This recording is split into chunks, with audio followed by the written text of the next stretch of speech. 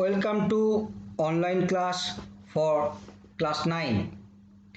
ছায়াতরুর এই বিশেষ উদ্যোগের মাধ্যমে তোমরা যেমন অনলাইন ক্লাস প্রযুক্তির মাধ্যমে ক্লাস করার সুযোগ পাচ্ছ, তেমনি আমরাও এই পড়াশোনার বিষয়বস্তু নিয়ে তোমাদের কাছে যাওয়ার একটা সুযোগ পাচ্ছি। অতএব এই পরিকল্পনা সার্থক তখনই হবে যখন তোমাদের কাছ থেকে আমরা অনেক বেশি বেশি করে রেসপন্স পাবো।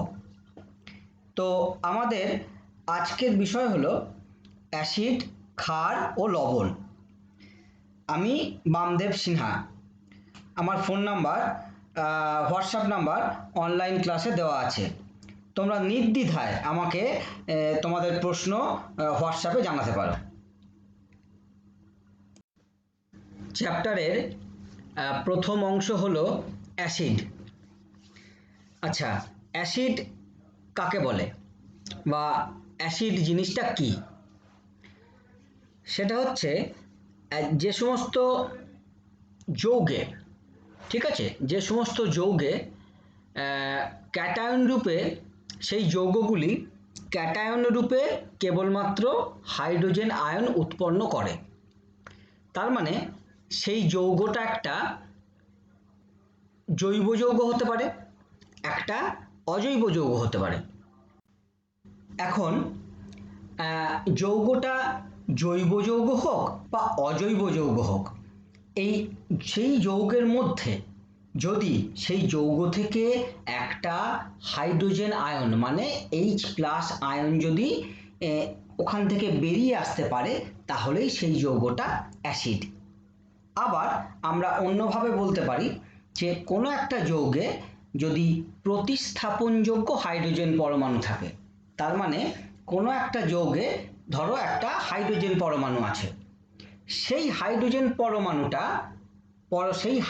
পরমাণুটার জায়গায় আমি যদি অন্য কোনো একটা পরমাণু দিয়ে ওই হাইড্রোজেনটাকে সরিয়ে দিতে পারি, মানে কোন একটা যৌগের মধ্যে একটা হাইড্রোজেন পরমাণু আছে, সেটাকে আমি খুলে নিলাম, সেই জায়গায় অন্য একটি পরমাণু সেই জায়গাটায় ভর্তি করে দিলাম, এমন যদি কোনো যৌগ হয় তাহলেও সেই যৌগটা কিন্তু অ্যাসিড। যেমন HCl, এখানে HCl যদি ভেঙে যায় তাহলে একটা H+, একটা Cl-, হাইড্রোক্লোরিক অ্যাসিড H+Cl-। তারপরেরটা HNO3, নাইট্রিক অ্যাসিড, একটা H+, একটা NO3-। তারপরেরটা HCN, hydrocyanic acid. Hydrocyanic acid যদি ভেঙে যায় তাহলে H+ আর একটা Cn-। তারপরেরটা CH3COOH, এটা হচ্ছে অ্যাসিটিক অ্যাসিড, এটা একটা জৈব অ্যাসিড, আর ওপরের তিনটে অজৈব অ্যাসিড। অ্যাসিটিক অ্যাসিড যদি ভাঙে একটা H+, একটা CH3COO-। তারপরেরটা H2SO4, দুটো হাইড্রোজেন আছে, তাহলে 2H+ আর SO4 2-, সালফিউরিক অ্যাসিড ওটা। তার নিচেরটা H2SO3, এটা sulphurous acid, H2SO4 sulphuric, H2SO3 sulphurous acid. এখানে দুটো হাইড্রোজেন আর একটা SO3 2-। H3BO3, এখানে তিনটে হাইড্রোজেন আর একটা BO3- আছে, তাহলে তিনটে হাইড্রোজেন মানে 3H+ আর BO3 3-। তার নিচেরটা H3PO4, ফসফরিক অ্যাসিড, তিনটে হাইড্রোজেন আয়ন আর একটা ফসফেট আয়ন। এখন এই যে উদাহরণগুলো এখানে লেখা আছে, এখানে সবার পাশে এই ব্র্যাকেট দিয়ে লেখা আছে ক্ষারগ্রাহিতা 1। এই ক্ষারগ্রাহিতা কি? ক্ষারগ্রাহিতা হচ্ছে যে অ্যাসিডগুলো যত সংখ্যক হাইড্রোজেন পরমাণু সে আয়নে ভাঙতে পারবে, সেই সংখ্যাটাই তার ক্ষারগ্রাহিতা। HCl এ কটা হাইড্রোজেন আছে? একটা হাইড্রোজেন। HNO3 তে একটা হাইড্রোজেন, HCN এ একটা হাইড্রোজেন, এদের ক্ষারগ্রাহিতা 1, কিন্তু তার নিচেরটা CH3COOH, এখানে টোটাল কটা হাইড্রোজেন আছে? CH3 তিনটে হাইড্রোজেন আর শেষে একটা হাইড্রোজেন, চারটে হাইড্রোজেন। তাহলে তো এখানে 4 প্লাস হাইড্রোজেন চারটে হওয়ার কথা, কিন্তু হাইড্রোজেন চারটে হচ্ছে না, এখানে হাইড্রোজেন কিন্তু একটা। এই যে উপরে লেখা আছে প্রতিস্থাপনযোগ্য হাইড্রোজেন পরমাণু থাকে, অর্থাৎ এই প্রথম CH3 যে তিনটে হাইড্রোজেন, এই তিনটে হাইড্রোজেন কিন্তু আয়নে ভাঙে না, আয়নে ভাঙে শেষের হাইড্রোজেনটা, সেই জন্য এটার ক্ষারগ্রাহিতা 1। অনেকে হাইড্রোজেনের সংখ্যা দেখেই তার ক্ষারগ্রাহিতা বলে দেবে, কিন্তু সেইটা নয়, তার ক্ষারগ্রাহিতা সেইটা নয়, সে কতগুলো হাইড্রোজেন পরমাণুতে ভাঙতে পারে সেটাই তার ক্ষারগ্রাহিতা। HCl এর একটাই ভেঙে যায়, যার দুটো ভেঙে যাচ্ছে। সালফিউরিক অ্যাসিডের ক্ষারগ্রাহিতা H2SO3, সালফিউরাস অ্যাসিডের ক্ষারগ্রাহিতা 2, তার ওর মধ্যে যে কটা হাইড্রোজেন আছে সব কটা হাইড্রোজেনই আয়নে ভেঙে যাচ্ছে, তার ক্ষারগ্রাহিতা 2। H3BO3, H3PO4, এদের ক্ষারগ্রাহিতা কত? 3, কারণ এদের তিনটে হাইড্রোজেনই ভেঙে যাচ্ছে। কিন্তু অ্যাসিটিক অ্যাসিডের চারটে হাইড্রোজেন আছে, কিন্তু আয়নে ভাঙছে একটা হাইড্রোজেন, সেই জন্য অ্যাসিটিক অ্যাসিডের ক্ষারগ্রাহিতা কিন্তু 1। এবার আরহেনিয়াস তত্ত্ব। এই আরহেনিয়াসের তত্ত্ব অনুযায়ী হাইড্রোজেন আয়নের কোনো অস্তিত্ব নেই, অর্থাৎ H+ আয়ন একা একা থাকতে পারে না, বা কোনো জলীয় দ্রবণে শুধুমাত্র একটা H+ আয়ন তৈরি হতে পারে না। তাহলে কি হয় সেটা জলের একটা অণুর সাথে ওই H+ আয়নটা যুক্ত হয়ে যায়। জল মানে H2O, তার সাথে একটা H+ আয়ন যুক্ত হবে, দিয়ে কি হবে? H3O+। তাহলে একটা ওইটাকে বলে হাইড্রোক্সোনিয়াম আয়ন। H3O+ হচ্ছে হাইড্রোক্সোনিয়াম আয়ন। তার মানে একটা আরহেনিয়াসের তত্ত্ব অনুযায়ী কোনো একটা অ্যাসিডের মধ্যে অ্যাসিড যদি বিয়োজিত হয়, সেখান থেকে আমরা H3O+ আয়ন পাবো। অর্থাৎ HCl যদি ভেঙে যায়, তাহলে HCl এর সঙ্গে একটা জলের অণু যুক্ত হবে, তাহলে জলের H2O এর সাথে একটা H+ আয়ন যুক্ত হবে, H3 আয়ন তৈরি হবে, আর কি পড়ে থাকবে? একটা Cl-, বাস Cl- পাশে থেকে যাবে। একইভাবে সালফিউরিক অ্যাসিড আর জল, তাহলে H2SO4 প্লাস H2O, সেখানে দুটো H3O+ আয়ন তৈরি হবে, আর কি পড়ে থাকবে? SO4 2-। নেক্সট, এখানে কয়েক প্রকার অ্যাসিডের উদাহরণ দেওয়া আছে, যেমন অ্যাসিডটা কি ধরনের অ্যাসিড, তার রাসায়নিক নামটা কি, আর তার সংকেতটা কি। যেমন প্রথমেই আছে তীব্র acid, hydrochloric acid, sulphuric acid, nitric acid, যেগুলো আমরা নর্মাল অ্যাসিড যেগুলো জানি। মৃদু acid, sulphurous acid, acetic acid, carbonic acid. তাদের সংকেতগুলো পাশে দেওয়া আছে যাতে তোমাদের বুঝতে অসুবিধা না হয়।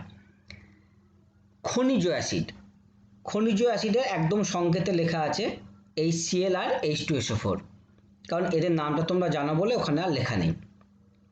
জৈব অ্যাসিড, আমরা আগের শীটে দেখেছি অ্যাসিটিক অ্যাসিড CH3COOH, আর একটা জৈব অ্যাসিড হচ্ছে ফর্মিক অ্যাসিড HCOOH।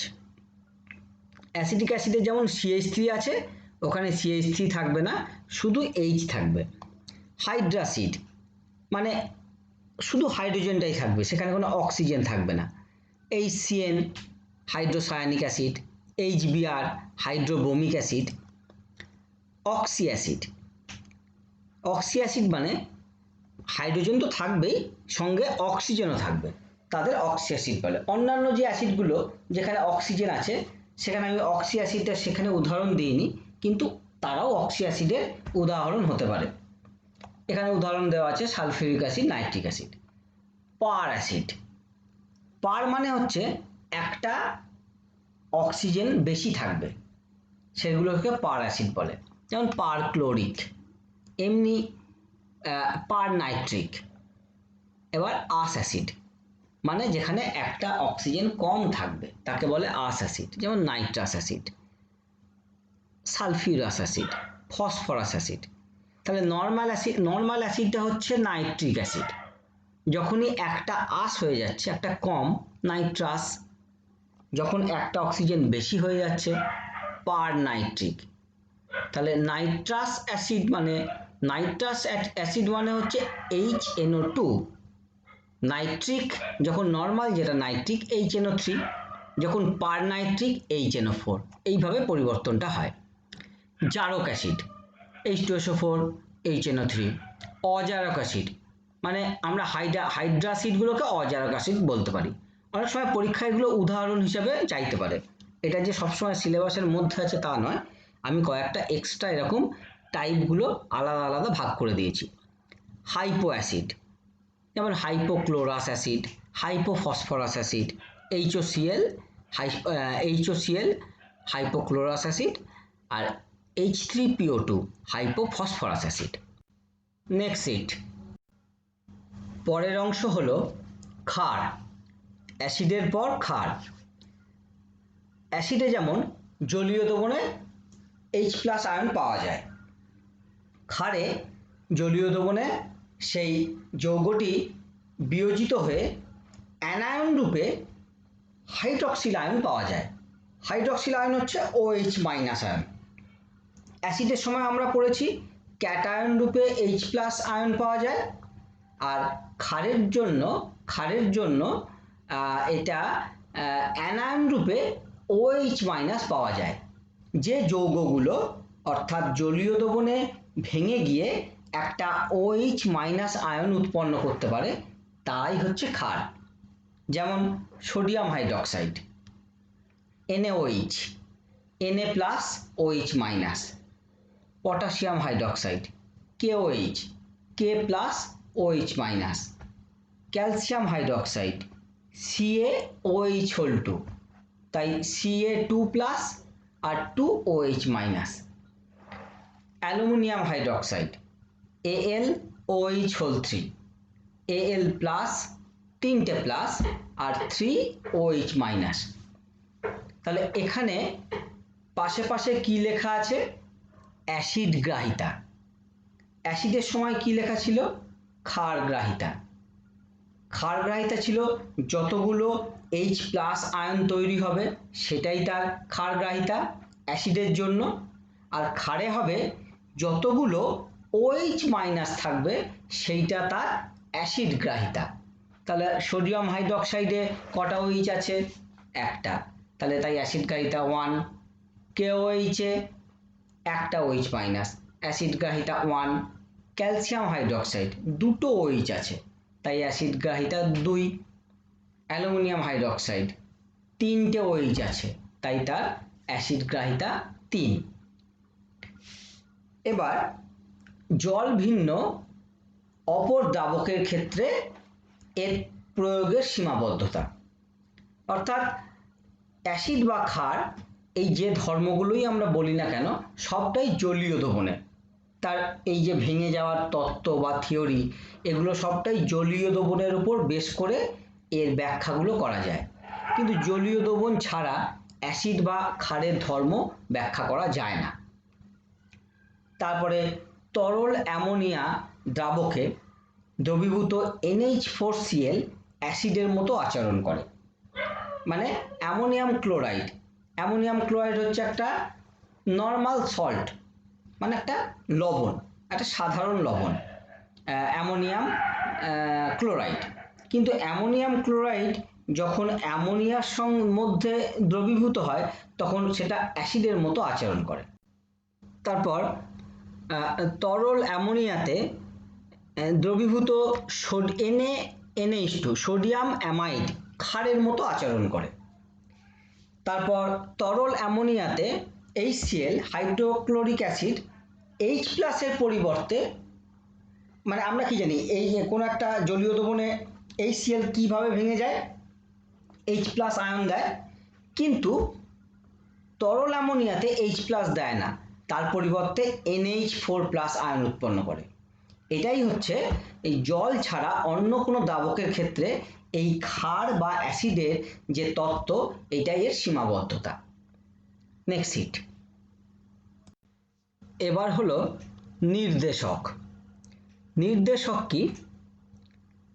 ইংরেজিতে বলে ইন্ডিকেটর, মানে যে ইন্ডিকেট করে, মানে যে জানান দেয়, মানে কোনো একটা পরিবর্তন যখন হয় সেই পরিবর্তনটা যে জানিয়ে দেয় তাকেই বলে ইন্ডিকেটর বা নির্দেশক। যেমন যেসব রাসায়নিক পদার্থ, মানে নির্দেশক একটা রাসায়নিক পদার্থ, অ্যাসিড যেমন একটা রাসায়নিক পদার্থ, ক্ষার যেমন একটা রাসায়নিক পদার্থ, লবণ যেমন একটা রাসায়নিক পদার্থ, তেমনি নির্দেশকও একটা রাসায়নিক পদার্থ। তাহলে যেসব রাসায়নিক পদার্থ অ্যাসিড, ক্ষার ও প্রশমন ভিন্ন ভিন্ন বর্ণ ধারণ করে এবং যারা নিজেদের বর্ণ পরিবর্তন করে অ্যাসিড ও ক্ষারের বিক্রিয়ার যে প্রশমন ক্ষণ নির্দেশ করে, ঠিক যে ক্ষণে মানে যে টাইমে সেই নির্দেশক মানে সেই রাসায়নিক পদার্থটা নিজের বর্ণ পরিবর্তন করে বলে দেয় যে এই সময় একটা বিক্রিয়ার প্রশমন ক্ষণ তৈরি হলো, সেই সমস্ত রাসায়নিক পদার্থকেই বলা হয় নির্দেশক। যেমন লিটমাস। লিটমাস হচ্ছে একটা পেপার। এটা রাসায়নিক পদার্থ ঠিক বলবো না, এটা একটা পেপার। মানে এই পেপারের রং পরিবর্তন হয়। একটা অ্যাসিডে দিলে তার একটা রং হয়, ক্ষারে দিলে তার একটা রং হয়, প্রশম দ্রবণে মানে নিউট্রাল সলিউশনে দিলে তার একটা রং হয়। লিটমাস। মিথাইল অরেঞ্জ, এটা একটা রাসায়নিক পদার্থ। মিথাইল রেড, ফেনফথলিন, এগুলো সবই হচ্ছে নির্দেশক। এদের কাজ হচ্ছে কোনো একটা বিক্রিয়ার সময় যেখানে অ্যাসিড আর ক্ষারের বিক্রিয়া হচ্ছে, সেই রকম একটা বিক্রিয়ার সময় যে উপস্থিত থেকে সেই বিক্রিয়াটা যখন অ্যাসিড থেকে ক্ষারে চেঞ্জ হচ্ছে বা ক্ষার থেকে অ্যাসিডে চেঞ্জ হচ্ছে, অথবা অ্যাসিড থেকে পশমতে চেঞ্জ হচ্ছে, অথবা পশমতে অ্যাসিড বা ক্ষারে চেঞ্জ হচ্ছে, ঠিক সেই সময় তারা নিজেদের রংটা পরিবর্তন করে, তারাই হচ্ছে নির্দেশক। এখানে আমি 5টা নির্দেশকের নাম লিখেছি, তাদের স্বাভাবিক রংটা লেখা আছে। অ্যাসিড দ্রবণে তারা কি রং দেয় সেই রংটা এখানে লেখা আছে। ক্ষার দ্রবণে সেই একই জিনিস কি রং দেয়, আবার প্রশম দ্রবণে সেই একই জিনিস কি রং দেয়। যেমন লিটমাস, স্বাভাবিক লিটমাসের রং হচ্ছে ওই হালকা বেগুনি বা নীল বলতে পারি, আর লাল। লিটমাস পেপার দুই রকম, একটা লাল একটা নীল বা বেগুনি। হ্যাঁ, এবার অ্যাসিড দ্রবণের এই লিটমাসের রংটা কি? লাল। ক্ষার দ্রবণে নীল, আর প্রশম দ্রবণে ওই হালকা বেগুনি বা নীলও হতে পারে। আচ্ছা, এরপরে হচ্ছে মিথাইল অরেঞ্জ। মিথাইল অরেঞ্জ এগুলো হচ্ছে এগুলো হচ্ছে সলিড, এগুলো হচ্ছে কঠিন পদার্থ। এগুলোকে প্রথমে দ্রবণ তৈরি করে নিতে হয়। সেই দ্রবণটা যদি সেই দ্রবণ থেকে এক ফোঁটা কি 2 ফোঁটা ওই অ্যাসিডের মধ্যে দেওয়া হয়, কি ক্ষারের মধ্যে দেওয়া হয়, কি প্রশম দ্রবণের মধ্যে দেওয়া হয়। মিথাইল অরেঞ্জের কি রং? স্বাভাবিক রং হচ্ছে কমলা, কিন্তু যখন অ্যাসিড দ্রবণের মধ্যে এই মিথাইল অরেঞ্জকে দেওয়া হয় তখন তার রং হয় লালচে গোলাপি বা লাল গোলাপি, যেটাই বলি না কেন। ক্ষার দ্রবণে তার রং হয়ে যায় হলুদ। এখানে যে রঙগুলো যে কালারে চেঞ্জ হয়, যে রঙে চেঞ্জ হয়, সেইভাবেই লেখা আছে এখানে। হলুদ মানে আমি হলুদ রং দিয়ে লিখেছি, এইটাই বোঝানোর জন্য। মিথাইল অরেঞ্জ প্রশম দ্রবণে যেটা নিউট্রাল, সেখানে ওই নিজের প্রথমে রংটাই থাকে কমলা। ফেনফথলিন স্বাভাবিকভাবে প্রশম দ্রবণে অ্যাসিড দ্রবণে ফেনফথলিন বর্ণহীন, যার মানে ওর মধ্যে একটা 1 গ্লাস জল, সেই জলটা আমরা যে জলটা খাই এটা হচ্ছে একটা প্রশম দ্রবণ। সেই প্রশম দ্রবণের মধ্যে যদি একটা ফেনফথলিন মিশিয়ে দিই, আর সেই জলটা কোনো রং পরিবর্তন হবে না, কারণ ওই যে প্রশম দ্রবণে বা অ্যাসিড দ্রবণে এই রংটা বর্ণহীন, মানে আমরা বুঝতে পারবো না। কিন্তু যখনই ওই জলটা একটু ক্ষার বেশি হয়ে যাবে জলে, তখনই কিন্তু ফেনফথলিনে থাকার জন্য ওই জলটা রং হয়ে যাবে লালচে বেগুনি। অর্থাৎ ফেনফথলিন নিজেই তার চেঞ্জ করলো, নিজের রংটা নিজেই চেঞ্জ করলো, সেই রংটা গোটা এই 1 গ্লাস জলের মধ্যে ছড়িয়ে গেল। মিথাইল লেড কমলা, লাল, হলুদ, কমলা। ফেনল লেড, এই ফেনল লেডের উদাহরণটা সবসময় বইতে নাও পেতে পারো, এটা আমি একটা এক্সট্রা দিয়ে রেখেছি। ফেনল লেড স্বাভাবিক বর্ণ লাল কমলা, অ্যাসিড দ্রবণে হলুদ, ক্ষার দ্রবণে গোলাপি, আর প্রশম দ্রবণে লাল কমলা। Next sheet.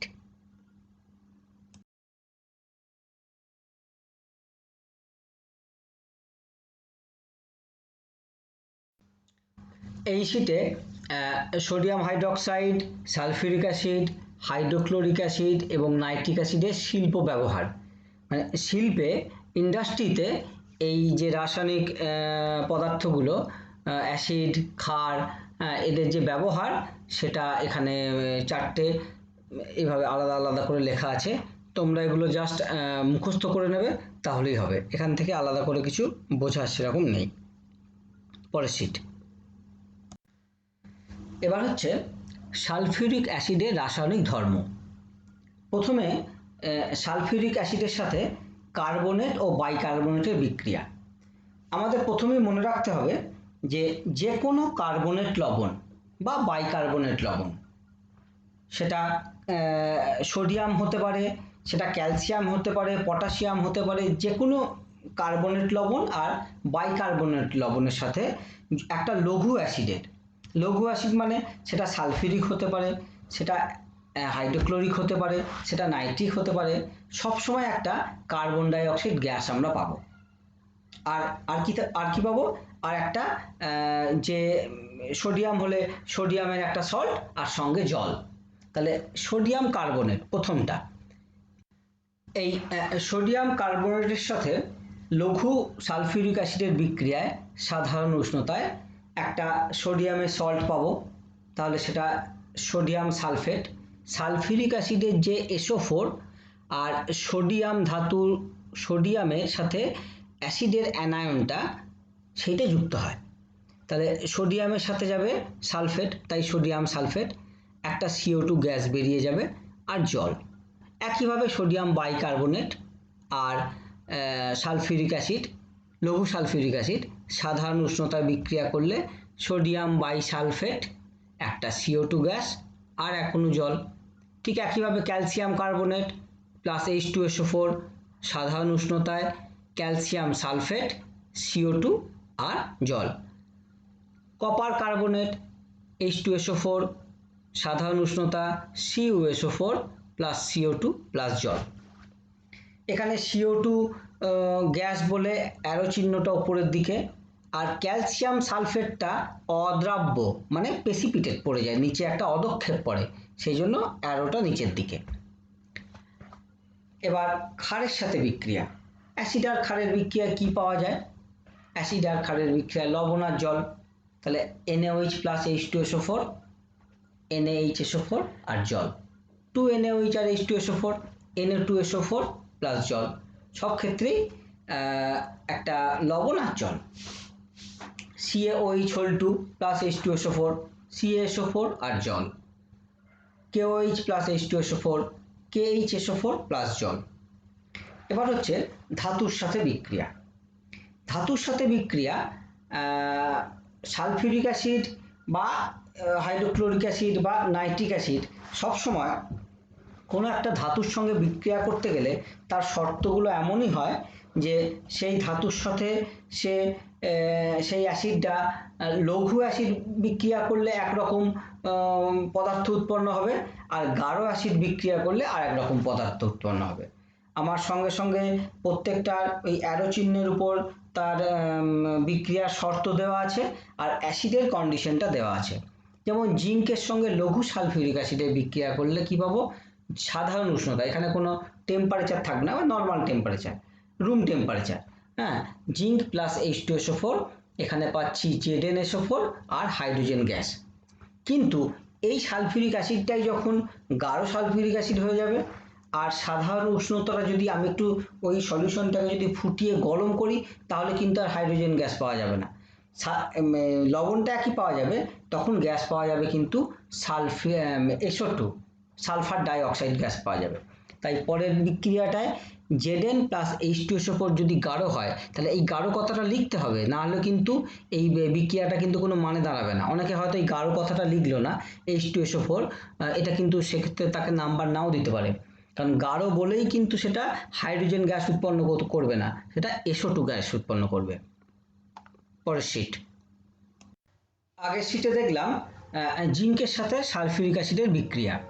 এবার দেখছি জিঙ্কের সাথে কপারের সাথে সালফিউরিক অ্যাসিডের বিক্রিয়া। ওই যে প্রথমে লেখা আছে লঘু ও শীতল সালফিউরিক অ্যাসিডের সাথে কপারের কোনো বিক্রিয়া হয় না, মানে লঘু সালফিউরিক অ্যাসিড হলে কপার আর তার সাথে বিক্রিয়া করে না, কিন্তু কপার যখন ওটা গাঢ় সালফিউরিক অ্যাসিড হবে এবং শীতল অবস্থায় নয়, মানে নর্মাল টেম্পারেচারে নয়, উত্তপ্ত অবস্থায় কপার সালফেট তৈরি করবে, সালফার ডাইঅক্সাইড গ্যাস আর জল। কপার সালফেট এই দ্রবণটা রং হয়ে যায় নীল, তাই নিচে কিন্তু এই কন্ডিশনটা লেখা আছে। প্রত্যেক ক্ষেত্রে চেষ্টা করবে কোনো একটা রাসায়নিক বিক্রিয়া লেখার সময় অ্যাসিডটার কি কন্ডিশন, আর বিক্রিয়াটায় কোনো টেম্পারেচার লাগছে, কোনো প্রেশার লাগছে কি না, আর যেটা উৎপন্ন হচ্ছে যদি অধঃক্ষেপ পড়ে নিচের দিকে অ্যারো, যদি গ্যাস হয় তাহলে ওপরের দিকে অ্যারো, আর যদি সলিউশনটা যদি কালার চেঞ্জ হয়ে যায় তাহলে সেই কালারটা নিচে লিখে দেওয়া। তাহলে ওই যেহেতু কপার সালফেটের রং নীল, তাই আমি ওটা নীল লিখেছি। তোমরাও পরীক্ষার খাতা ঠিক এইভাবেই লিখবে। এরপরের ধাতু হচ্ছে ম্যাগনেসিয়াম। ম্যাগনেসিয়ামের সাথে লঘু সালফিউরিক অ্যাসিড সাধারণ অবস্থায় হাইড্রোজেন গ্যাস উৎপন্ন করে, কিন্তু গাঢ় অবস্থায় সেই সালফার ডাইঅক্সাইড গ্যাস উৎপন্ন করে, যেটা জিঙ্কের সাথে হয়েছিল। এরপরে হচ্ছে সালফিউরিক অ্যাসিডের শনাক্তকরণ। মানে একটা তিনটে বিকার আছে, তিনটি বিকারের মধ্যে একটাতে জল আছে, একটাতে নাইট্রিক অ্যাসিড আছে, ধরো চারটে বিকার আছে, একটা জল, একটা হাইড্রোক্লোরিক অ্যাসিড, একটা নাইট্রিক অ্যাসিড, একটা সালফিউরিক অ্যাসিড। তো আমাকে যে বুঝতে হবে যে কোনটাতে, আমি একই রকম জিনিস দেখতে, চারটে বিকারের মধ্যে এরকম একটা বর্ণহীন দ্রবণ রাখা আছে, চারটেই, তার মধ্যে তিনটে অ্যাসিড আর একটা জল, আমি তো দেখে বুঝতে পারবো না কোনটা অ্যাসিড। তাহলে এই সালফিউরিক অ্যাসিড আমি শনাক্ত করব কি করে? যদি মানে শনাক্তকরণটা হচ্ছে লঘু সালফিউরিক অ্যাসিডের সঙ্গে বা অ্যাসিড দ্রবণের মধ্যে বেরিয়াম ক্লোরাইড BaCl2, বেরিয়াম ক্লোরাইডের জলীয় দ্রবণ যোগ করলে বেরিয়াম সালফেটের একটা সাদা অধঃক্ষেপ পড়ে, যা হাইড্রোক্লোরিক আর নাইট্রিক অ্যাসিডের দ্রাব্য। এই যে ছবিতে দেখা যাচ্ছে যে একটা টেস্ট টিউবের মধ্যে একটা দ্রবণ আছে, দ্রবণের ওপর থেকে একটা ড্রপারে করে সালফিউরিক অ্যাসিড ড্রপ ড্রপ করে ঢালা হচ্ছে। যেই ড্রপ ড্রপ করে এই আর যে দ্রবণের নিচের অংশটায় কি আছে, বেরিয়াম ক্লোরাইডের দ্রবণ আছে। যেই বেরিয়াম ক্লোরাইডের সাথে সালফিউরিক অ্যাসিডের যেই কন্ট্যাক্টে আসছে, কি তৈরি হচ্ছে, এই যে BaSO4 নিচের দিকে অ্যারো, এই যে সাদা অধঃক্ষেপ নিচের দিকে অ্যারো করছি, যে ওটা কিন্তু জল ওই দ্রবণটার মধ্যে কিন্তু গুলে যাবে না, ওই অধঃক্ষেপটা থকথক হয়ে নিচের দিকে পড়ে যাবে, একদম সাদা, স্পষ্ট বোঝা যায়, পরিষ্কার বোঝা যায় যে একটা সাদা কিছু একটা ওপর থেকে নিচের দিকে পড়ে যাচ্ছে, এইটাকে বলা হয় বেরিয়াম সালফেট। তাহলে এই যে সালফিউরিক অ্যাসিডের মধ্যে আমি যদি বেরিয়াম ক্লোরাইড দিই তবেই বেরিয়াম সালফেটের অধঃক্ষেপ পড়বে, কিন্তু এই বেরিয়াম ক্লোরাইড যদি আমি হাইড্রোক্লোরিক অ্যাসিডে দিই কিংবা নাইট্রিক অ্যাসিডে দিই তাহলে এরকম কোনো সাদা অধঃক্ষেপ কিন্তু আমি পাবো না। জলে দিলে একই ব্যাপার, কোনো সাদা অধঃক্ষেপ পাবো না। অতএব সালফিউরিক অ্যাসিডে চারটে বিকারের মধ্যে কোনটা সালফিউরিক অ্যাসিড সেটা কিন্তু আমরা খুব সহজেই বুঝতে পারি। পরের শীট। এবার হলো হাইড্রোক্লোরিক অ্যাসিডের রাসায়নিক ধর্ম। ঠিক একইভাবে কার্বনেট বা বাইকার্বনেটের সাথে কোনো একটা অ্যাসিডের বিক্রিয়ায় কি তৈরি হয়, আগেই বলেছি carbon dioxide gas. Sulphuric acid হলেও তাই হবে, হাইড্রোক্লোরিক অ্যাসিড হলেও তাই হবে। তাই সোডিয়াম কার্বনেট প্লাস 2HCl সাধারণ উষ্ণতায় NaCl আর CO2, সোডিয়াম বাইকার্বনেট HCl সাধারণ উষ্ণতা NaCl CO2 প্লাস জল, জলটা সবসময় একই থাকবে।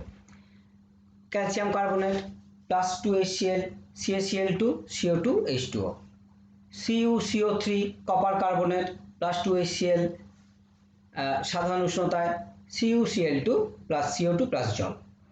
একইভাবে ক্ষারের সাথে বিক্রিয়া, অ্যাসিড ক্ষারের বিক্রিয়া আমরা জানি লবণ আর জল তৈরি হয়, NaOH plus HCl NaCl plus জল, CaOH হল 2 প্লাস 2HCl CaCl2 প্লাস জল, KOH প্লাস HCl সাধারণ উষ্ণতায় KCl প্লাস জল।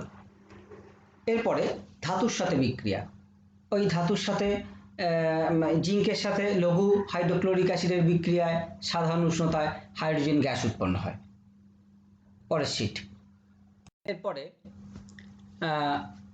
লঘু ও শীতল হাইড্রোক্লোরিক অ্যাসিডের সাথে কপারের কোনো বিক্রিয়া হয় না। আমরা এর আগে দেখেছি লঘু ও শীতল সালফিউরিক অ্যাসিডের সাথেও কপারের কোনো বিক্রিয়া হয় না, আবার হাইড্রোক্লোরিক অ্যাসিডের সাথেও কপারের কোনো বিক্রিয়া হয় না। কিন্তু গাঢ় হাইড্রোক্লোরিক অ্যাসিড হলে সেটা কিন্তু বায়ুর উপস্থিতিতে হতে হবে। এতক্ষণ কিন্তু কোনো বায়ুর উপস্থিতি আমরা অক্সিজেন যোগ করিনি, এক্ষেত্রে অক্সিজেনের উপস্থিতি ছাড়া এই বিক্রিয়াটাই হবে না। সেই জন্য বিক্রিয়া শর্ত হিসেবে লেখা আছে উত্তপ্ত করতে হবে, সঙ্গে অক্সিজেন যোগ করতে হবে। যেই অক্সিজেন যোগ করলাম, কপারের সাথে গাঢ় হাইড্রোক্লোরিক অ্যাসিডের বিক্রিয়ায় কপার ক্লোরাইড তৈরি হলো, যার রং হচ্ছে নীল, আর সঙ্গে 2 অণু জল। এবার ম্যাগনেসিয়ামের সঙ্গে লঘু হাইড্রোক্লোরিক অ্যাসিডের বিক্রিয়ায় সাধারণ উষ্ণতায় একটা ম্যাগনেসিয়াম ক্লোরাইড আর হাইড্রোজেন গ্যাস। আচ্ছা, এবার হাইড্রোক্লোরিক অ্যাসিডের শনাক্তকরণ। দেখে আগেরটার ছবিটার মতোই লাগছে, কিন্তু আমার পাশের রাসায়নিক পদার্থগুলো আলাদা আলাদা। হাইড্রোক্লোরিক অ্যাসিডের মধ্যে যদি আমি সিলভার নাইট্রেট যোগ করি, তাহলে কিন্তু সিলভার ক্লোরাইডের একটা সাদা অদক্ষেপ পড়বে। আমার সালফিউরিক অ্যাসিডের বেলায় কি ছিল, বেরিয়াম সালফেটের সাদা অদক্ষেপ, এবারে সিলভার ক্লোরাইডের সাদা অদক্ষেপ পড়বে। সেটা এই যে সিলভার নাইট্রেটটা কিন্তু আমি যদি সালফিউরিক অ্যাসিডের মধ্যে ফেলি, তাহলে কিন্তু কোনো সাদা অদক্ষেপ পড়বে না। কিন্তু সিলভার নাইট্রেটটা যদি আমি হাইড্রোক্লোরিক অ্যাসিডের মধ্যে ফেলি, তাহলে কিন্তু সেখানে একটা সাদা অদক্ষেপ পাবো আমি। ঠিক আছে, এটাই হচ্ছে পার্থক্য। পরের অংশ নাইট্রিক অ্যাসিডের রাসায়নিক ধর্ম। সেই একইভাবে কার্বনেট ও বাইকার্বনেটের সাথে নাইট্রিক অ্যাসিডের বিক্রিয়া। কার্বনেট বা বাইকার্বনেটের সাথে নাইট্রিক অ্যাসিডের বিক্রিয়ায় সাধারণ উষ্ণতায় কার্বন ডাই অক্সাইড গ্যাস উৎপন্ন হবে, আগের দুটো অ্যাসিড যেভাবে হয়েছে। Sodium carbonate plus nitric acid HNO3 NaNO2 CO2, sodium bicarbonate plus HNO3 NaNO3 plus CO2, CaCO3 plus nitric acid CaNO2 plus CO2, CuCO3 plus 2HNO3 CaNO3 plus CO2। প্রত্যেকের সাথে 1 অণু করে জল আছে। এবার ক্ষারের সাথে বিক্রিয়া। একইভাবে অ্যাসিড ও ক্ষারের বিক্রিয়ায় লবণ ও জল উৎপন্ন হয়। NaOH plus HNO3 NaNO3 plus জল, CaOH plus 2HNO3 CaNO3 plus 2H2O, KOH plus HNO3 KNO3 plus H2O। এবার ধাতুর সাথে বিক্রিয়া। ধাতুর সাথে বিক্রিয়ায় প্রথমে জিঙ্কের সাথে বিক্রিয়া নাইট্রিক অ্যাসিডের। জিঙ্কের সাথে 3 রকমভাবে বিক্রিয়া হতে পারে। একটা শীতল ও অতিলঘু নাইট্রিক অ্যাসিডের বিক্রিয়া, একটা শীতল ও নাতিগাঢ় মানে হচ্ছে 1:1, মানে যতটা সালফিউরিক অ্যাসিড নেব ততটাই জল, সেটা হচ্ছে 1:1। যদি 5 ml নাইট্রিক অ্যাসিড নিই আর 5 ml জল মিশিয়ে দিই, তাহলে 10 ml হলো, ওই 10 mlটা হচ্ছে 1:1। সেটা যে কোনো অ্যাসিডের ক্ষেত্রে হতে পারে। 1:1 মানে যতটা অ্যাসিড নেব ততটাই জল। আচ্ছা, এরপরে হচ্ছে উষ্ণ ও গাঢ় নাইট্রিক অ্যাসিডের সাথে। তাহলে প্রথমে শীতল ও অতিলঘু নাইট্রিক অ্যাসিডের সঙ্গে বিক্রিয়ায় 4Zn প্লাস 10 HNO3, এটার বিক্রিয়ায় zinc nitrate ZnNO3 plus nitrous oxide gas N2O, nitrous oxide. তারপরেরটায় শীতল আর অতিলঘুর জায়গায় যদি একটু গাঢ়ত্বটা বাড়িয়ে দিয়ে নাতিগাঢ় করে দিই, তাহলে বিক্রিয়ায় হচ্ছে কি গ্যাস, তখন আর নাইট্রাস গ্যাস হচ্ছে না, তখন নাইট্রিক অক্সাইড NO2, এই NO নট NO2, NO2 পরেরটায় হচ্ছে NO, নাইট্রিক অক্সাইড গ্যাস তৈরি হচ্ছে। তাহলে সেই বিক্রিয়াটা হচ্ছে 3Zn plus 8HNO3 3ZnNO3 plus 2NO plus 4H2O। এরপরেরটা যখন বিক্রিয়ার কন্ডিশনটা চেঞ্জ হচ্ছে উষ্ণ ও গাঢ় নাইট্রিক অ্যাসিডের সাথে, তখন নাইট্রোজেন ডাইঅক্সাইড আমরা গ্যাস পাচ্ছি। জিঙ্কের সাথে নাইট্রিক অ্যাসিডের 3 রকমের বিক্রিয়া হয়। একটা হচ্ছে শীতল ও অতিলঘু অবস্থায়, একটা শীতল ও নাতিগাঢ় অবস্থায়, একটা উষ্ণ ও গাঢ় অবস্থায়। 3 রকম গ্যাস পাবো আলাদা আলাদা ক্ষেত্রে। একটা ক্ষেত্রে N2O, একটা ক্ষেত্রে NO, আর একটা ক্ষেত্রে NO2 গ্যাস। পরের শীট। এরপর নাইট্রিক অ্যাসিডের সাথে ম্যাগনেসিয়ামের বিক্রিয়া। নাইট্রিক অ্যাসিডের সাথে ম্যাগনেসিয়াম 2 রকমভাবে বিক্রিয়া করতে পারে। একটা শীতল ও অতিলঘু নাইট্রিক অ্যাসিডের সাথে ম্যাগনেসিয়ামের বিক্রিয়া, যেখানে হাইড্রোজেন গ্যাস উৎপন্ন হয়। আর যখনই চেঞ্জ হয়ে যাচ্ছে নাইট্রিক অ্যাসিডের কন্ডিশনটা, শীতল ও নাতিগাঢ় 1:1 যেই নাইট্রিক অ্যাসিড হয়ে যাচ্ছে, সেক্ষেত্রে আমরা গ্যাস পাচ্ছি NO, নাইট্রিক অক্সাইড গ্যাস পাচ্ছি। এরপর হচ্ছে কপার। একইভাবে যেমন জিঙ্কের সাথে নাইট্রিক অ্যাসিডের 3 রকমের বিক্রিয়া হয়েছিল, ঠিক একইভাবে যে কপারের সাথে নাইট্রিক অ্যাসিডেরও ওই একই রকম 3 রকম কন্ডিশনে 3 রকম গ্যাস পাওয়া যাবে। ঠিক যেভাবে আমরা জিঙ্কের ক্ষেত্রে যে গ্যাসগুলো পেয়েছিলাম, ঠিক কপারের ক্ষেত্রেও আমরা একই গ্যাস একই কন্ডিশনে পাওয়া যাবে। এরপরে হচ্ছে নাইট্রিক অ্যাসিডের শনাক্তকরণ।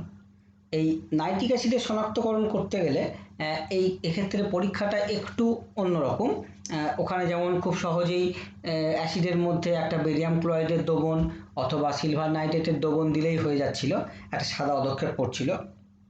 এক্ষেত্রে কোনো সাদা পদক্ষেপ আমরা পাবো না। এক্ষেত্রে একটা হালকা একটা বাদামি বলয় পাবো, একটা রিং পাবো। এখানে পরীক্ষায় দেখানো হয়েছে একটা টেস্ট টিউবে কিছুটা প্রথমে নাইট্রিক অ্যাসিড নেওয়া হয়েছে। দেখো ছবিটা নিচের দিকে রয়েছে নাইট্রিক অ্যাসিড, আর তার সাথে সদ্য প্রস্তুত ফেরাস সালফেট FeSO4। মানে এই FeSO4টা একটা সলিড, এটা ফেরাস সালফেট। এই ফেরাস সালফেটটাকে আমি একটু জল দিয়ে ওটাকে দ্রবণ করলাম। মানে এটাকে বেশিক্ষণ রেখে দিলে হবে না, সঙ্গে সঙ্গে তৈরি করে সঙ্গে সঙ্গেই ওটা নাইট্রিক অ্যাসিডের মধ্যে দিয়ে দিতে হবে। সেটাই হচ্ছে সদ্য প্রস্তুত। এই সদ্য প্রস্তুত তোমার ফেরাস সালফেটের সাথে আর নাইট্রিক অ্যাসিডের যে মিশ্রণ, সেই মিশ্রণের ওপর আমি সেই মিশ্রণটাকে ঠান্ডা জলের মধ্যে রাখবো। এইবার ঠান্ডা জলের মধ্যে রেখে এইবার ওর ওপর দিয়ে গাঢ় সালফিউরিক অ্যাসিড ওই টেস্ট টিউবে গা বেয়ে ফেলবো। টেস্ট টিউবে গা বেয়ে যখনই ফেলবো, এবার ফেরাস সালফেটের সাথে যেই নাইট্রিক অ্যাসিডের কন্ট্যাক্ট আসবে, তখন ওই কন্ট্যাক্টে একটা হালকা একটা বাদামি বলয়, একটা বাদামি বলয় তৈরি হয়। যদি ওই বাদামি বলয়টা এরকম, যেটা ছবিতে দেখা যাচ্ছে এরকম আর কি, তো ওই যদি বলয়টা যদি এরকম তৈরি হয়, তাহলে জানবো সেই দ্রবণটার মধ্যে অবশ্যই নাইট্রিক অ্যাসিড আছে। এবং এই বাদামি বলয়টার নাম হচ্ছে যে নাইট্রোসো ফেরাস সালফেট। এখানে বোধহয় লেখা নেই, তোমরা লিখে নিও। এই বাদামি বলয়টার যে রাসায়নিক যে কম্পোজিশনটা তৈরি হচ্ছে, যে রাসায়নিক আর একটা যে রাসায়নিক পদার্থ, ওই বিক্রিয়ার ফলে যে রাসায়নিক পদার্থটা তৈরি হচ্ছে, তার সংকেত হচ্ছে FeNOSO4। এর নাম হচ্ছে নাইট্রোসো ফেরাস সালফেট।